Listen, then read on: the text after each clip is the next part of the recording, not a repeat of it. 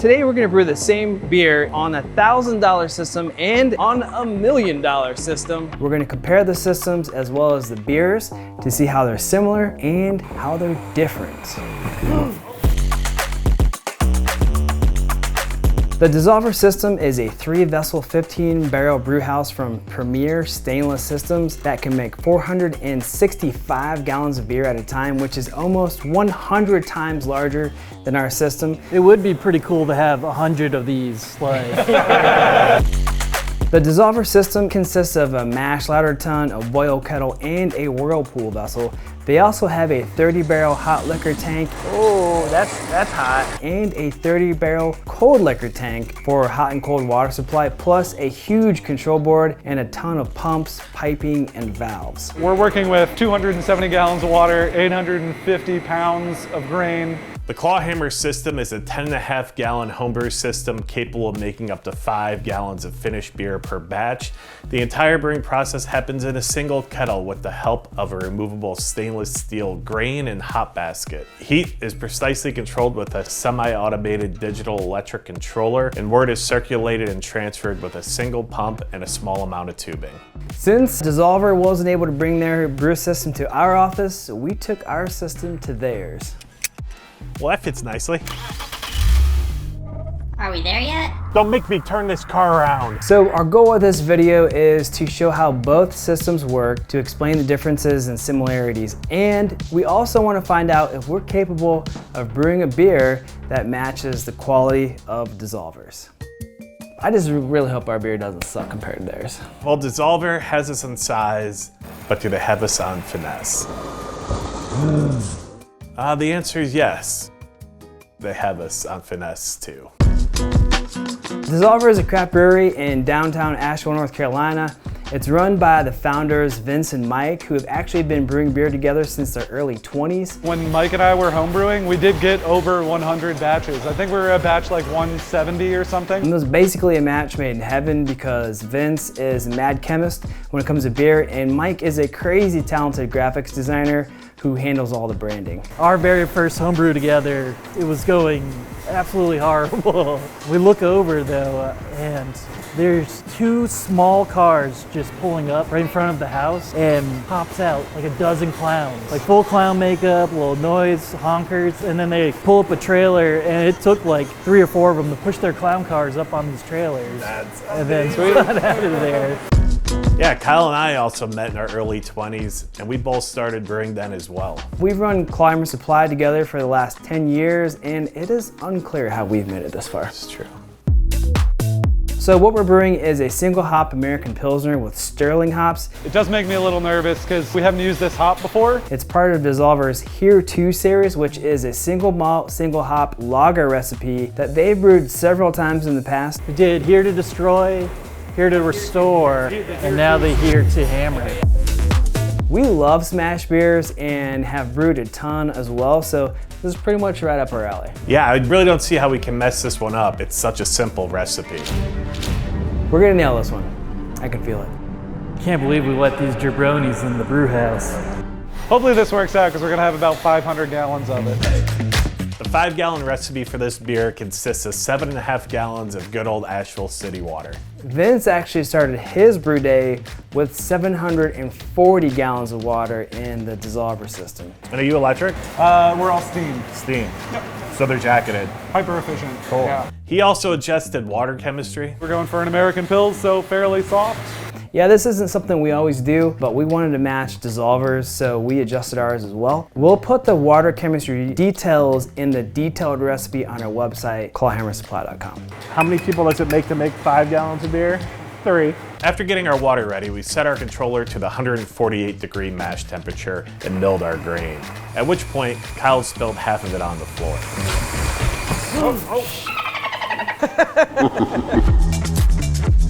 So the grain is going to move up through this. It pulls all the grain up through this chute. And then, yeah, grain's going in. Doesn't look like much now, but in 40 minutes it'll be full. Once the water was ready, Mike helped us stir in the grains and get the mash rolling. Is it bringing back memories? Oh, absolutely. We just need to get hot wort on the floor now.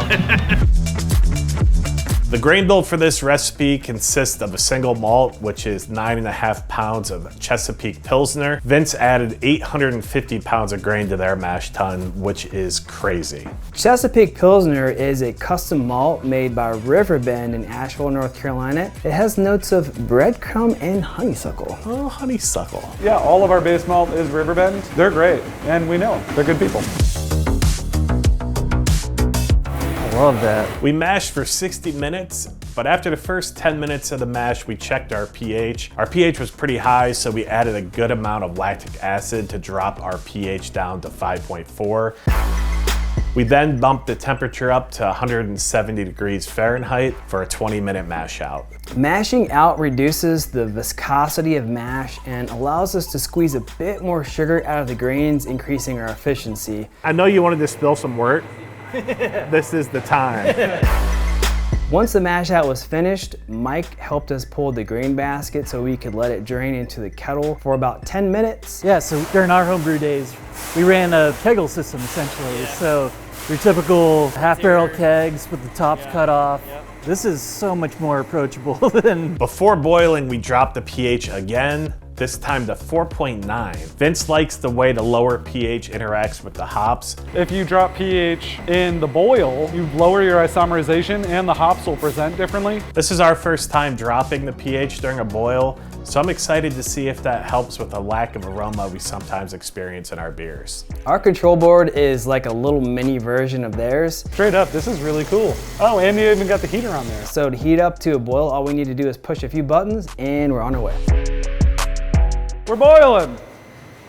We're boiling. What's unique about Dissolver's Here To series, other than the fact that it's a smash beer, is that they add a lot of hops in a Whirlpool edition at the end of the boil. This is about the same amount of hops as would normally go in an IPA. For a Pilsner, this is a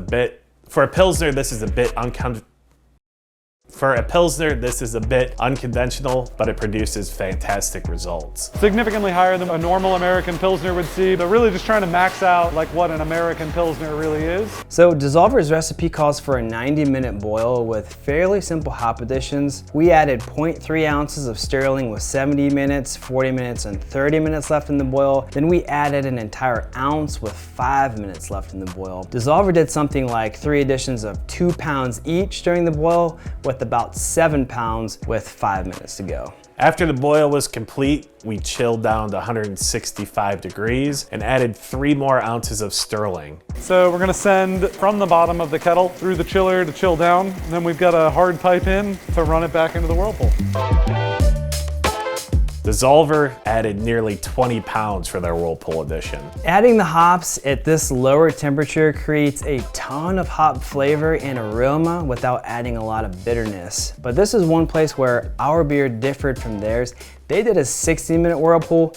We didn't have time to Whirlpool that long, so we only left our hops steep for about 30 minutes. After the Whirlpool, we chilled the beer down to yeast pitching temperature, which was about 70 degrees Fahrenheit, and we pitched Dissolver's House Lager strain. At this point, it's mutated enough to be a house strain. We fermented our beer at room temperature in a pressurized keg, which is another difference. Our beer should only take about a week to finish, and we'll put it in cold storage after it's done. We're ready to knock out. What's knocking out mean again? Moving from the Whirlpool to the fermenter. So it's going through the pipes overhead, through this transfer line, and into the fermenter. Dissolver is going to begin their fermentation warm for about 12 hours, then crash to 50 degrees Fahrenheit, and then let the fermentation process move along slowly for about 7 weeks, which is a more traditional way to make a lager. Yeah, lagers are traditionally fermented cold, but the theory is if you ferment warm and under pressure, you'll get similar results. We've had really good luck with this in the past, so I'm crossing my fingers it works out again for this beer. And our yeast is fairly neutral either way, so I really don't think the temperature is going to play too big of a part. Sweet. Well, at least I hope not. Well, we'll find out. Here to hammer, baby. All right, it's been 7 weeks since we brewed the beer. We're back here at Dissolver. We have our beer, we have their beer. We're gonna taste them side by side, head to head. Winner takes all. The bitterness is not overcharged. It's really balanced. Just super clean, crushable. Yeah. Definitely has that like American light lager thing going on. I could drink 2 to 10 of these in a sitting. Yeah, nice work, Vince. I believed in you the whole time, man. I knew it was gonna be good. So this is the claw hammer.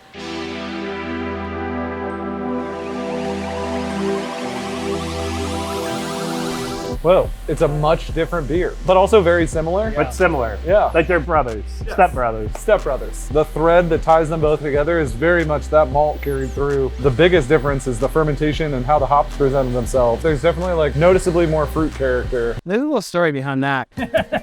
We're still in the prototyping stage for our keg, and we're testing new gaskets. Our gasket did not seal at all, so we just fermented our lager yeast at 73 degrees in our office space. So that's definitely what, the crazier part to me is that you don't have any hot ethanol. No. And Yeah, you don't have like super phenolic character. No, yeah. You guys still got a very drinkable beer. Yours turned out good.